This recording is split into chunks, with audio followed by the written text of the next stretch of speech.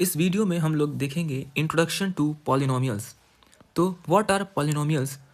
Polynomials are algebraic expression of the form इस type के an x raise to n plus an minus one x raise to n minus one plus a1 x and plus a नॉट, जहाँ पे an is not equal to zero and इसको हम लोग कहते हैं polynomial of degree n।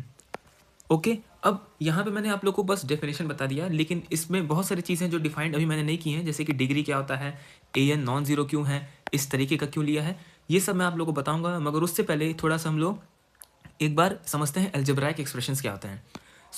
Algebraic expressions होते हैं combination of variables, constants and operations. अब ये क्या होता है? वेरिएबल्स को हम लोग रिप्रेजेंट करते हैं लेटर से, जैसे x y z etcetera. Constants हमारे फिक्स्ड नंबर होते हैं, जैसे कि 3, 4, 2.1, ये हमारे फिक्स्ड नंबर्स होते हैं कॉन्स्टेंट्स। एंड ऑपरेशंस, ऑपरेशन यानी कि plus minus multiplication and division. तो ये होता है, इन सब के कॉम्बिनेशन से बनता है अलजेब्राइक एक्सप्रेशन। एक एग्जांपल 3x प्लस 4y, ये एक अलजेब्राइक एक्सप्रेशन है। क्यों? इसमें 3 times x plus 4 times y, ये एक अलजेब्राइक एक्सप्रेशन है। ठीक है, अब थोड़े और एग्जांपल्स देखते हैं, जैसे कि 3x स्क्वायर y एक एग्जांपल है, फिर 3x cube y z plus 7x y z plus 8x plus 9। अब ये भी एक एक्सप्रेशन है। क्यों? क्योंकि इसमें क्या है, वेरिएबल्स, कॉन्स्टेंट्स एंड ऑपरेशन का कॉम्बिनेशन है। अब इस अलजेब्राइक एक्सप्रेशन में जो भी हमारे जो पार्ट्स हैं इस एक्सप्रेशन के, फॉर एग्जांपल अगर हम लोग इस अलजेब्राइक एक्सप्रेशन को लें 3x cube y z plus 7x y z and plus 8x plus 9, तो हर जो पार्ट है इसका, ये जो 4 पार्ट हम लोग को दिख रहा है जो कि ऑपरेशन से सेपरेटेड है, इनको हम लोग कहते हैं एक टर्म।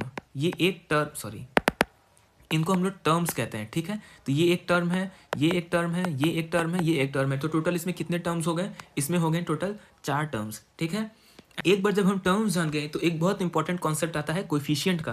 कोएफिशिएंट क्या होता है? जैसे मेरा ये एक टर्म है 7xyz, तो कोएफिशिएंट किसी भी, जैसे इस पर्टिकुलर टर्म में कोएफिशिएंट हम लोग एक्चुअली में बताते हैं उसमें से किसी एक वेरिएबल का या group of variables and group of constants का। अभी मैं समझाता हूँ कैसे।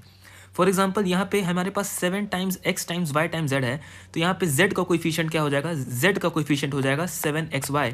क्यों? क्योंकि z में 7xy मल्टीप्लाइड है। ठीक है, y का कोएफिशिएंट क्या हो जाएगा?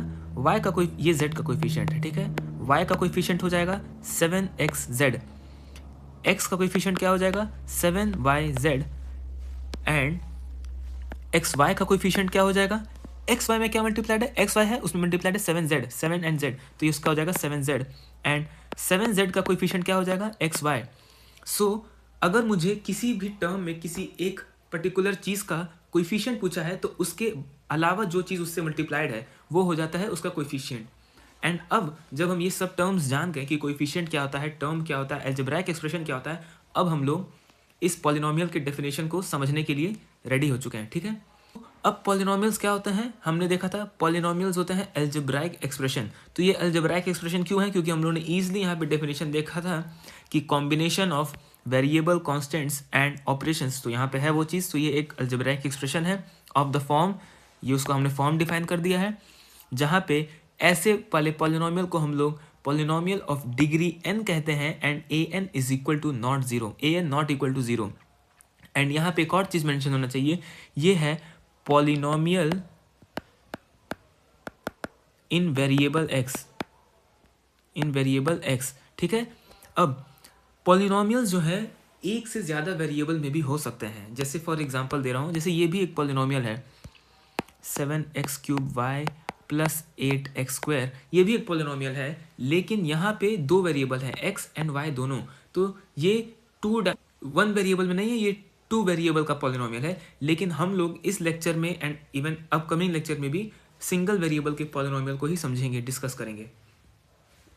अब हमने कोएफिशिएंट्स का कॉन्सेप्ट देखा था, तो यहाँ भी हम एक चीज़ इंपॉर्टेंट बता दें कि ये सारे कोएफिशिएंट्स है an a1 एंड a0, ये सारे कोएफिशिएंट्स इनको कहते हैं। तो अगर हम देखें जो हमारा पॉलिनोमियल दिया था an x raise to n plus an-1 x raise to n-1 and so on a1 times x and plus a0। So यहाँ पे x रेस टू n का कोएफिशिएंट क्या हो जाएगा an, x raise to n-1 का coefficient क्या हो जाएगा an-1 and so on x raise to 2 का कोएफिशिएंट हो जाएगा a2, x रेस टू 1 का कोएफिशिएंट हो जाएगा a1 एंड a0 किसका कोएफिशिएंट है, a0 हमारा कांस्टेंट टर्म है इस पॉलिनोमियल का एंड वो कोएफिशिएंट है किसका x रेस टू 0 का, जो कि हो जाएगा a0। ठीक है, ये नोट हमने यहाँ पे बता दिया। अब यहाँ पे ये जो कोएफिशिएंट्स हैं ये हमारे नंबर्स हैं, तो ये नंबर इंटीजर भी हो सकते हैं, real means in general real भी हो सकता है, या तो बस इंटीजर होंगे या तो बस रैशनल। अगर सारे के सारे कोएफिशिएंट्स इंटीजर हैं तो हम लोग कहते हैं ये पॉलिनोमियल ओवर इंटीजर z है। ठीक है, अगर सारे कोएफिशिएंट्स हमारे रैशनल नंबर है तो हम लोग कहते हैं polynomial over q rationals, and अगर सारे के सारे पॉलिनोमियल हमारे रियल है तो हम लोग कहते हैं पॉलिनोमियल ओवर r, एंड हम लोग यहाँ पे जनरली r के ऊपर ही पॉलिनोमियल कंसीडर करेंगे। ठीक है, सो अब हम लोग समझ गए पॉलिनोमियल क्या होता है, लेकिन वहाँ पे हमने एक और चीज़ टर्म यूज़ किया था डिग्री। सो डिग्री क्या होता है, सो डिग्री जो होता है, degree is defined as the, and एक और चीज़ हमने नोटिस किया जो यहाँ पे मैंने डिफाइन जब किया तो बोला नहीं कि ये जितने भी मेरे वेरिएबल्स हैं उनके पावर में ये जो n है n-1, ये सारे के सारे जितने भी पावर हैं वो होल नंबर होने चाहिए। ठीक है, होल नंबर, ये बहुत इंपॉर्टेंट है। यहाँ पे n, ये इस पर्टिकुलर डेफिनेशन में n नेचुरल नंबर की तरह डिफाइंड है, नेचुरल नंबर है वो n, और इन जनरल अगर हम लोग कहें तो जो कोई भी अगर मेरा पॉलिनोमियल है तो उसके वेरिएबल के पावर में हमेशा होल नंबर होना चाहिए। फॉर एग्जांपल देता हूँ, जैसे 3x² प्लस 4x प्लस 5, ये एक पॉलिनोमियल है एंड इसके x के पावर यहाँ पे 2 है, x के पावर यहाँ 1 है, एंड यहाँ x के यहाँ पे जब x रेस टू 0 रहता है तो हम लोग इसको ऐसे लिखते हैं, इसको x रेस टू 0 लिखने की कोई ज़रूरत नहीं होती है। ठीक है, सो हमारा जो है सारे पावर होल नंबर हैं। ओके, तो ये बहुत इंपॉर्टेंट है। तो अगर इस डेफिनेशन से जाएं तो क्या ये पॉलिनोमियल हो सकता है मेरा 3x² प्लस 4/x प्लस 5, क्या ये पॉलिनोमियल हो सकता है? ये नहीं हो सकता है। क्यों?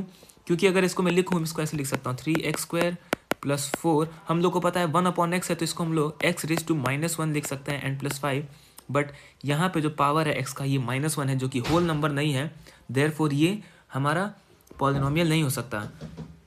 सिमिलरली अगर मैं इसको देखूँ x raise to 3 plus 5√x plus 7, क्या ये मेरा पॉलिनोमियल होगा? ये भी नहीं होगा। क्यों? यहाँ पे x के पावर 1/2 है एंड 1/2 होल नंबर नहीं है। सो हमने देखा पॉलिनोमियल के डेफिनेशन में बहुत सारी चीज़ें हैं। जैसे पहला कि वो एक अलजेब्राइक एक्सप्रेशन है, उसमें जितने भी वेरिएबल्स हैं उनके पावर में होल नंबर होना चाहिए। तीसरा चीज़ कि अगर हम कह रहे हैं कि वो n डिग्री का है तो जो x रेस टू n का कोएफिशिएंट है, x रेस टू n का कोएफिशिएंट an है, वो an is not equal to 0, ये हमें दिया है।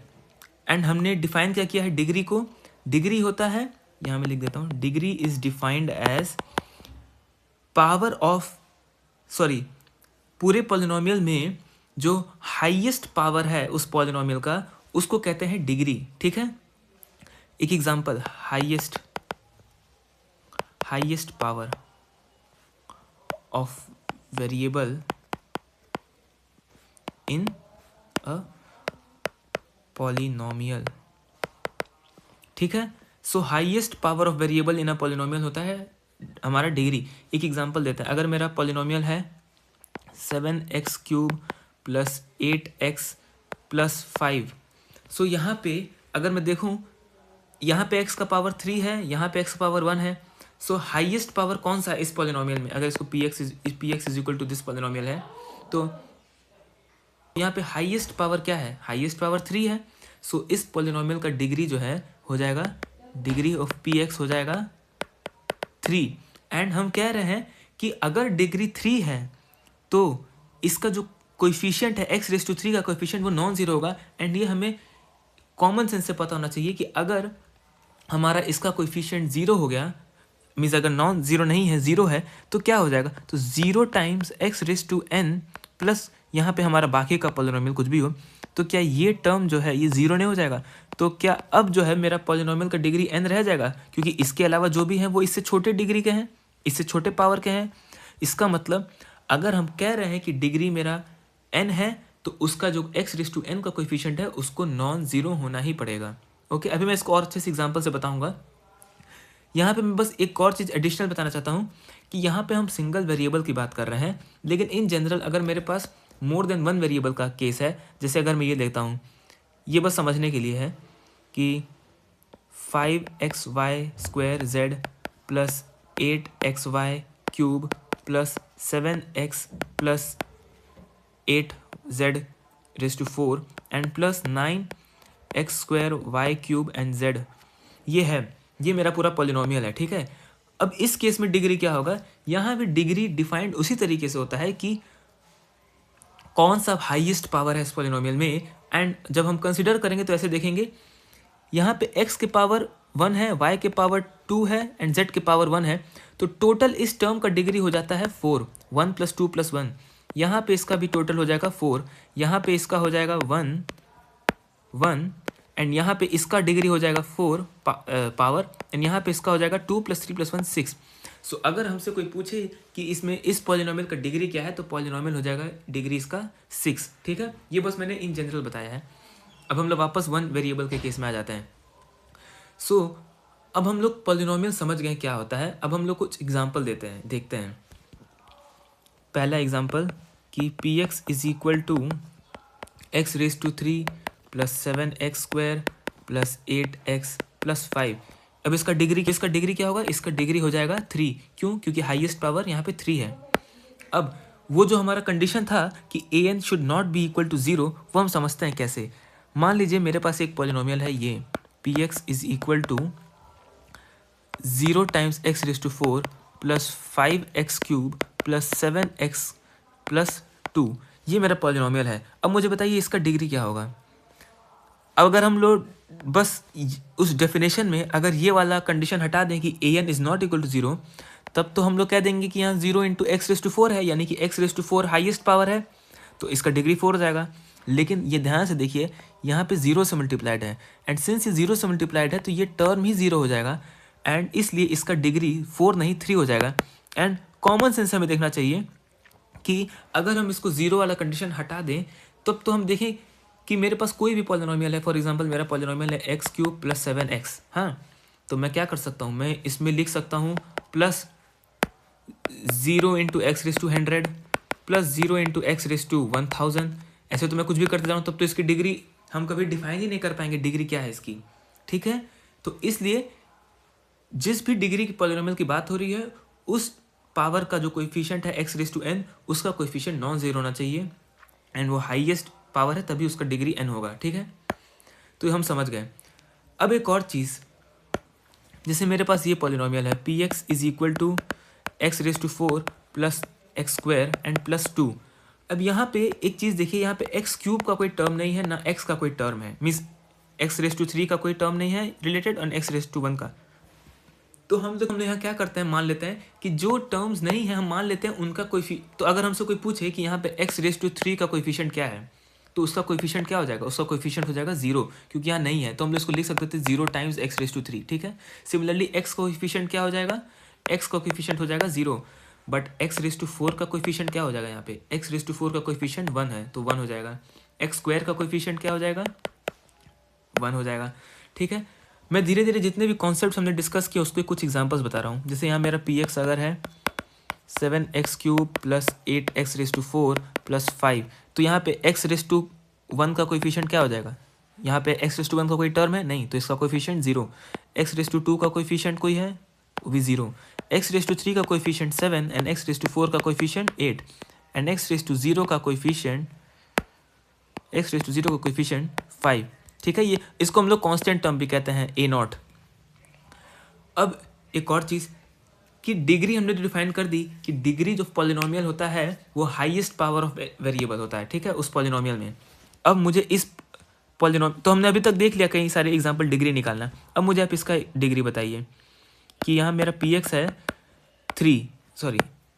ठीक है, बस एक 3 कांस्टेंट 3, तो इसका डिग्री क्या होगा? अब यहाँ पे इसका डिग्री हाईएस्ट पावर हम लोग को बताना है, तो क्या मैं इसको लिख सकता हूँ 3 into x raise to 0 and बाकी जितने भी हैं वो सारे 0 हैं, तो इसका मतलब इसमें हाईएस्ट जो पावर है होल नंबर वो कौन सा है, 0 है, तो इसका डिग्री जो हो जाएगा of p x is equal to 0।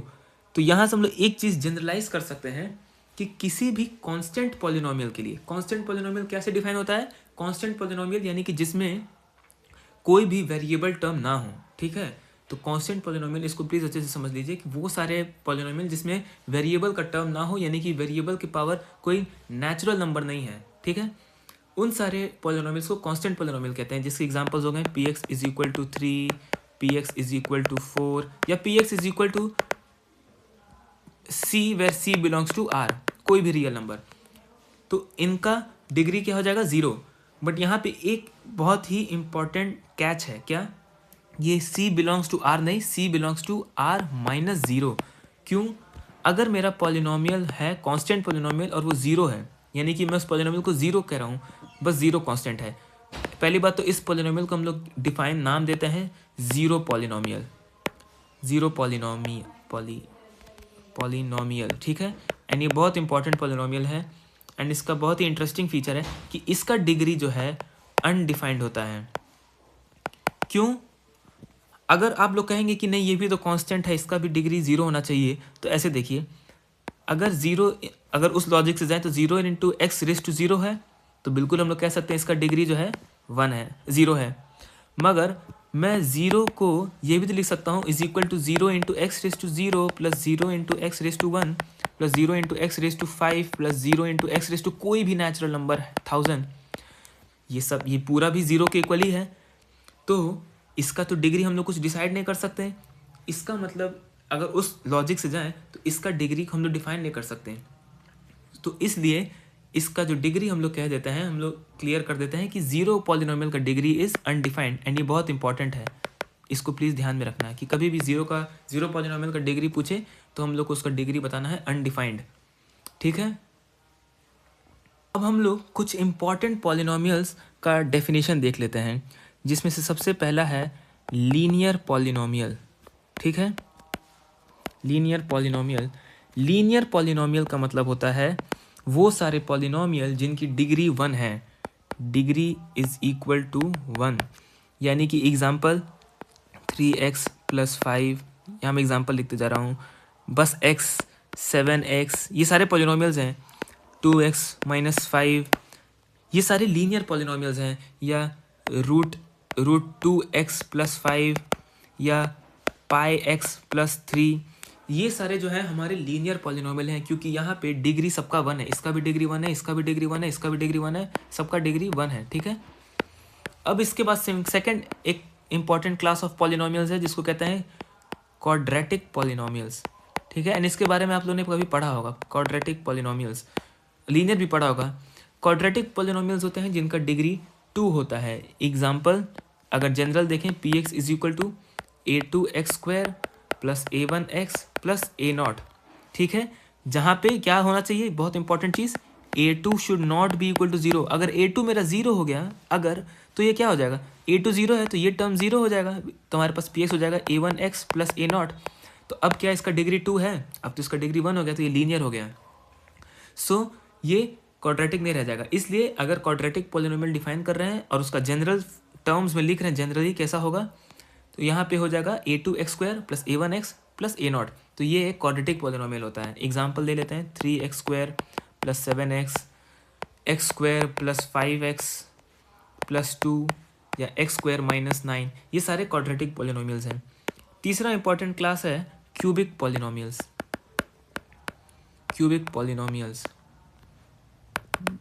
ठीक है।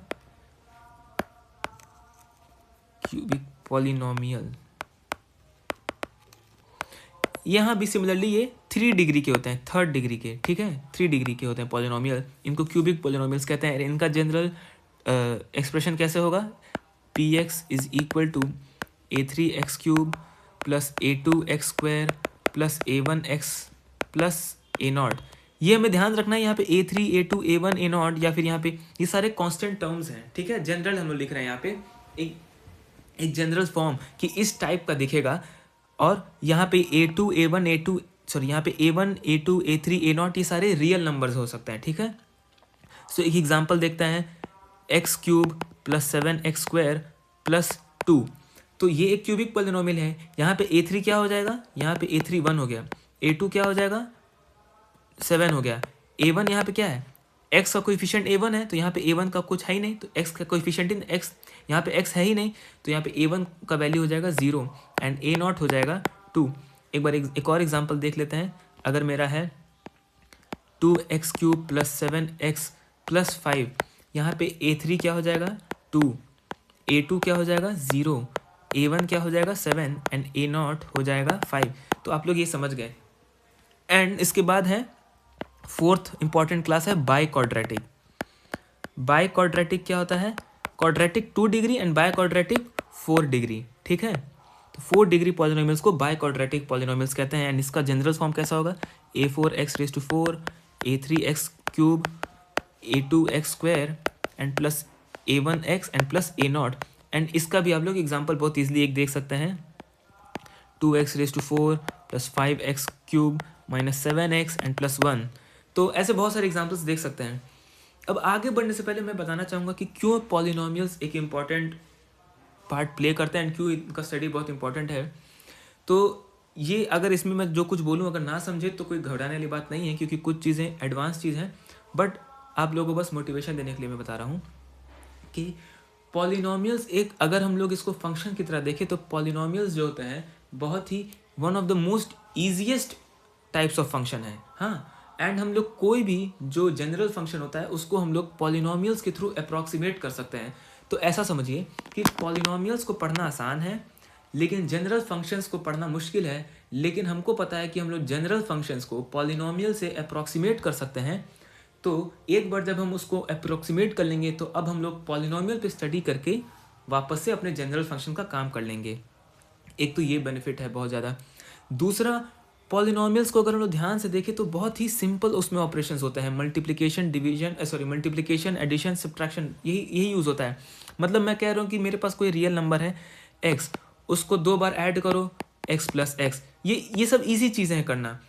उनको मल्टीप्लाई करो x into x x square and फिर इसका आपस में एडिशन सब्ट्रैक्शन।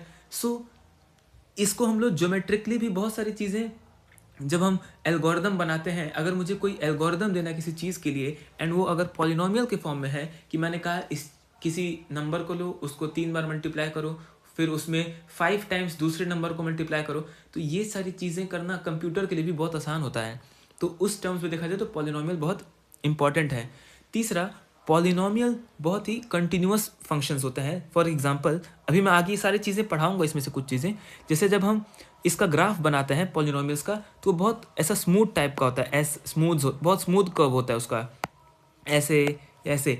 अब मुझे अगर कोई शेप बनाना है अच्छे से तो मैं क्या कर सकता हूँ, कोई मेरे पास पॉलिनोमियल है तो पूरा पॉलिनोमियल तो मैं नहीं लूँगा, लेकिन मुझे अगर ये शेप चाहिए तो किसी पॉलिनोमियल में ये शेप आएगा तो मैं उतना पार्ट उस पॉलिनोमियल से ले लूँगा, दूसरा पार्ट किसी और पॉलिनोमियल से, चौथा पार्ट किसी और, ऐसे में करके कोई भी मुझे शेप अगर मॉडलिंग करना है तो वहाँ पे मैं पॉलिनोमियल्स का यूज़ कर सकता हूँ।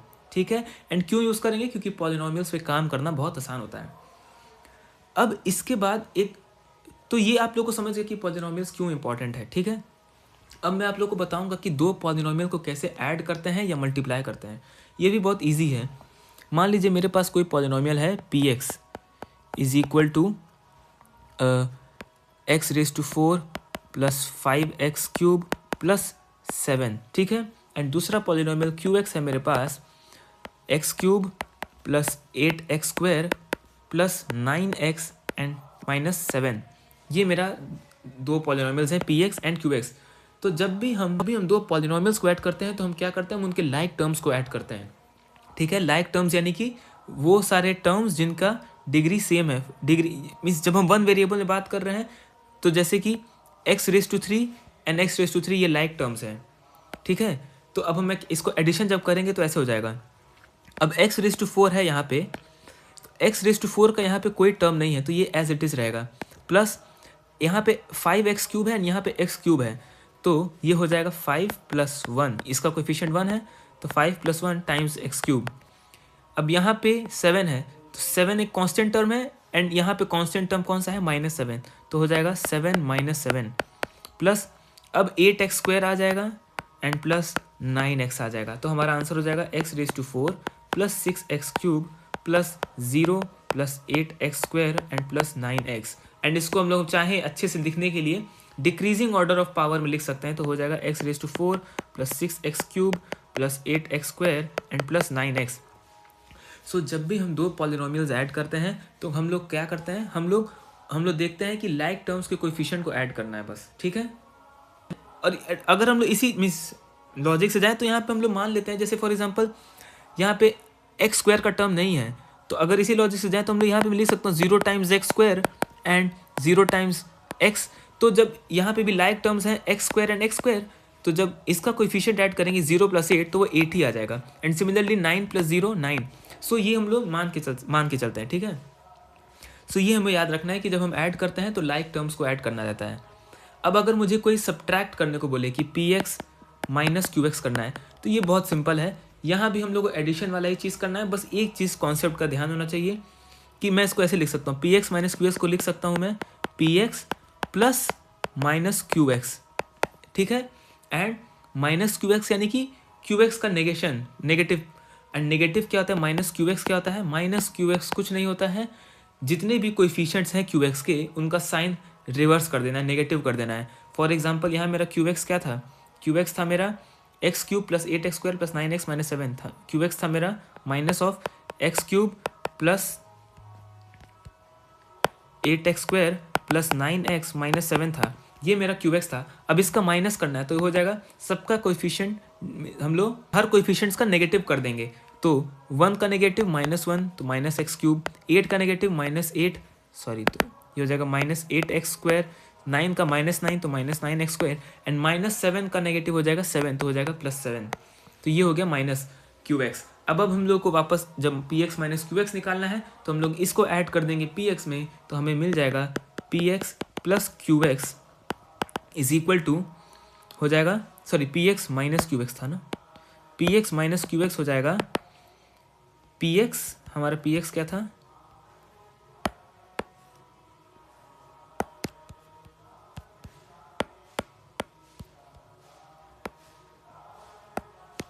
px हमारा ये था px and plus -x³ -8x² -9x and +7, ये पावर नहीं है, ठीक है। अब यहाँ पे वही लाइक टर्म्स को ऐड करना है, x⁴, यहाँ पे x⁴ का कोएफिशिएंट 0 है तो 1 + 0 यहाँ 1 ही हो जाएगा x⁴। 5x³ -8x, यहाँ पे 5x³ है, यहाँ पे x³ का कोएफिशिएंट -1 है तो 5 - 1 4x³ plus 7 -8x² and -9x। आप लोग समझ होंगे बहुत इजी है, एडिशन एंड सब्ट्रैक्शन पॉलिनोमियल्स का बहुत इजी है। अब आता है मल्टीप्लिकेशन ऑफ टू पॉलिनोमियल्स, ठीक है। मल्टीप्लिकेशन ऑफ पॉलिनोमियल्स के लिए हमें लॉज ऑफ इंडिसेस का यूज़ करना पड़ेगा, वो मैं पहले बता देता हूँ, फिर मैं बताऊँगा रूल क्या है मल्टीप्लिकेशन का। लॉ ऑफ इंडिसेस में आपने पढ़ा होगा कि x⁴k into x⁴l is equal to x⁴k plus l, ठीक है। ये आप लोग को पता होना चाहिए। अब इस इंफॉर्मेशन को दिमाग में रखते हुए हम लोग मल्टीप्लिकेशन करेंगे। मैं एक एग्जांपल से बताता हूँ कि मेरे पास एक पॉलिनोमियल है x+2 एंड एक पॉलिनोमियल है 3x² प्लस 5x, ठीक है। अब मुझे इन दोनों को मल्टीप्लाई करना है px इंटू qx, ठीक है। तो जब हम मल्टीप्लाई करते हैं तो हम हर एक टर्म को दूसरे पॉलिनोमियल के हर एक टर्म से मल्टीप्लाई करेंगे एंड देन ऐड कर देंगे, ठीक है। देखते हैं कैसे। जैसे मेरे पास है x+2 times 3x² plus 5x, ये मल्टीप्लाई करना है मुझे। तो मैं पहले x से सारे हर टर्म से qx के हर एक टर्म से मल्टीप्लाई करूंगा। तो x को जब मैं इससे मल्टीप्लाई करूंगा तो 3x² इंटू x, अब यहाँ पे ये वाला काम आएगा x⁴k into x⁴l is equal to x⁴k plus l। तो x² इंटू x हो जाएगा, x इंटू x है तो यहाँ पे मैं लिख दे रहा हूँ इज इक्वल टू हो जाएगा 3 इंटू x⁻3 क्योंकि 2 + 1 3। फिर x इंटू 5x करेंगे तो हो जाएगा 5x²। मैं इसको यहाँ पे टर्म बाय टर्म लिख दूँ, 5x इंटू x। अब प्लस 2 को, अब हम 2 को मल्टीप्लाई करेंगे 2 से, तो 2 इंटू 3 तो 2 × 3, ये डॉट मतलब इंटू होता है, 2 × 3 x² प्लस 2 × 5x। अब यहाँ पे मैं नीचे लिख दे रहा हूँ सारा, 5 × x हो जाएगा 5x², 2 × 3 6x² and plus 2 × 5 10x। तो अब मेरे पास ये आ गया। अब मुझे क्या करना है, जो लाइक टर्म्स हैं उनके कोएफिशिएंट्स को ऐड करना है। तो इसका ये दोनों लाइक टर्म्स हैं एंड बाकी कोई हमारे पास नहीं है, तो 3x³ 5 + 6 हो जाएगा 11x² एंड प्लस 10x। तो ये हमारा प्रोडक्ट हो गया। एक और एग्जांपल देख लेते हैं, एग्जांपल और ले देता हूँ कि x - 3 ये px है मेरा एंड qx मैं ले लेता हूँ 2x² प्लस 7 - 8x। यहाँ मैंने ऐसे उसे रैंडम ले लिया है। अब इसको मल्टीप्लाई करते हैं, x - 3 times 2x² plus 7 - 8x। ठीक है, अब पहले हम x को सारे टर्म से मल्टीप्लाई करेंगे, तो जब 2x² से x को मल्टीप्लाई करेंगे तो 2x² × x हो जाएगा 2x³, फिर 7 × x 7x, x × -8x हो जाएगा -8x², फिर -3 को जब 2 से मल्टीप्लाई करेंगे 2x² से, ये प्लस है, -3 × 2 हो जाएगा -6x², फिर -3 × 7 हो जाएगा -21, फिर -3 × -8x हो जाएगा, माइनस और माइनस प्लस हो जाएगा तो हो जाएगा 24x। अब हम लोग को सारे जो भी लाइक टर्म्स हैं उनको ऐड करना है। तो ये है x³ का कोई हमारे पास है टर्म, लाइक टर्म नहीं, तो 2x³। x का कौन सा है, ये है और ये है, तो हो जाएगा 24 + 7 31x। एंड x² के लिए कौन से टर्म्स है, -8 एंड -6, तो -14x² एंड -21। तो ये हमारा प्रोडक्ट हो गया। तो हमने प्रोडक्ट निकालना सीख लिया एंड एडिशन। तो हमने आज हम लोग पॉलिनोमियल्स के बारे में बहुत कुछ जान लिया कि पॉलिनोमियल्स होते क्या हैं, अलजेब्राइक एक्सप्रेशन होते हैं वो, और उनका फॉर्म हमने देख लिया। फिर हमने देखा डिग्री क्या होती है, फिर हमने देखा डिग्री के हिसाब से हमने कैरेक्टराइजेशन किया कि 1 डिग्री को लीनियर कहते हैं, 2 डिग्री पॉलिनोमियल को क्वाड्रेटिक, 3 डिग्री पॉलिनोमियल को क्यूबिक एंड 4 डिग्री पॉलिनोमियल्स को बाय क्वाड्रेटिक। ठीक है, उसके बाद हमने addition of polynomial and multiplication of polynomial देखा। और मीन्स एक चीज़ बस ऐसे बताना भूल गया, पॉली मतलब होता है मैनी एंड नॉमियल मतलब होता है टर्म, ग्रीक वर्ड है टर्म, तो मोर देन 1 टर्म्स। ठीक है, मैनी टर्म्स, तो ये पॉलिनोमियल। ठीक है, तो हमने ये देख लिया। फिर हमने देखा जीरो पॉलिनोमियल का डिग्री अनडिफाइंड होता है। अब इसके बाद हम लोग देखेंगे जीरोज ऑफ पॉलिनोमियल। ये बहुत ही इंपॉर्टेंट कॉन्सेप्ट है, ज्योमेट्री के पॉइंट ऑफ व्यू से भी और अलजेब्राइकली तो इंपॉर्टेंट है ही। मैं अभी बस डेफिनेशन बताऊंगा जीरो ऑफ अ पॉलिनोमियल, और इसका जो क्या इंपॉर्टेंस है या इसको कैसे, इसका क्या क्या यूज़ है एंड क्या इससे रिलेटेड रिजल्ट्स हैं इंपॉर्टेंट, वो मैं नेक्स्ट लेक्चर में डिटेल में बताऊंगा। तो जीरो ऑफ पॉलिनोमियल क्या होता है, मान लीजिए मेरे पास कोई पॉलिनोमियल px है, तो मैं बोलूँगा जीरो ऑफ दिस पॉलिनोमियल क्या है। तो जीरो ऑफ दिस पॉलिनोमियल वो रियल नंबर है, वो रियल नंबर जिसको मैं कह देता हूँ लेट से, इसको मैं कह देता हूँ a। ठीक है, कोई real number a such that यानी कि वो real number such that p of a is zero. अब इसका क्या मतलब है, p ऑफ a का मतलब क्या होता है, p ऑफ a का मतलब होता है कि जो मेरा पॉलिनोमियल था, मान लीजिए मेरा पॉलिनोमियल था, मैं भी जनरल पॉलिनोमियल ले रहा हूँ, ये सारा चीज़ मैं बताऊंगा कि an x⁻n plus an - 1 x⁻n - 1 and so on plus a1 x plus a0, ये मेरा पॉलिनोमियल था। तो अब मैं इस वेरिएबल को रिप्लेस कर दूंगा उस रियल नंबर a से, p ऑफ a, तो इसको कहते हैं p ऑफ a। ठीक है, अब अगर इसको मैं रिप्लेस कर दिया तो मेरे को क्या आ जाएगा, an × a⁻n प्लस an - 1। ये ध्यान रखिए ये कोएफिशिएंट्स हैं, इसको इस a से कंफ्यूज नहीं होना है। ठीक है, a⁻n - 1 plus so on a1 times a and plus a0। अब मैंने जब सारे वेरिएबल को x को a से रिप्लेस कर दिया तो इसको हम लोग कहते हैं p ऑफ a। ठीक है, अब सिंस ये भी रियल नंबर है, ये सारे रियल नंबर से, तो हम लोग मल्टीप्लाई करेंगे तो ये भी रियल नंबर आएगा एंड सबको जब ऐड करेंगे तो भी एक रियल नंबर आएगा। अब अगर इसको सब करने पे हमें जीरो मिल गया, अगर इफ, तो हम लोग कहेंगे a is zero of polynomial px। ठीक है, एंड जीरो ऑफ पॉलिनोमियल बहुत इंपॉर्टेंट होता है, क्योंकि जब हम लोग एक बार जान जाएंगे किसी पॉलिनोमियल के जीरोस क्या होते हैं, तब हम उस पॉलिनोमियल को स्टडी करना बहुत आसान हो जाता है।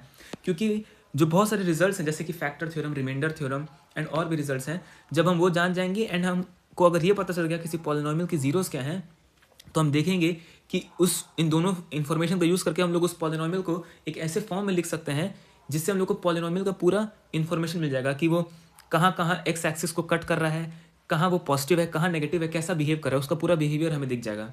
ठीक है, सो मैं होप करता हूँ आप लोग को ये वीडियो में समझा सारा। कोई डाउट है तो मुझसे आप पूछ सकते हैं। नेक्स्ट वीडियो में हम लोग डिस्कस करेंगे जीरोस ऑफ पॉलिनोमियल एंड उसके रिलेटेड रिजल्ट्स। ठीक है, थैंक यू।